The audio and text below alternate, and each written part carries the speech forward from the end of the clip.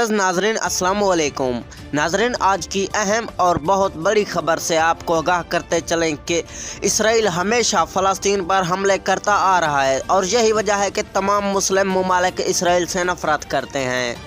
इसीलिए तुर्की ने इसराइल से जंग करने का फ़ैसला कर लिया है। जी हाँ दोस्तों, मज़ीद जानने के लिए वीडियो को लाइक करके चैनल को ज़रूर सब्सक्राइब कर दें और साथ ही लगे घंटी के बटन को भी दबा दें ताकि मज़ीद इस तरह की वीडियो का नोटिफिकेशन आपको वक्त पर और सबसे पहले मिलता रहे और आप इस तरह की खबरों से रहें बाखबर।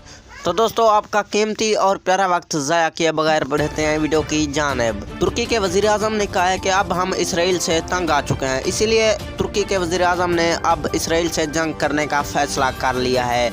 तुर्की ने जंग करने का फ़ैसला अक़वाम मुत्तहिदा को बताया। अभी तक अक़वाम मुत्तहिदा का कोई जवाब सामने नहीं आया।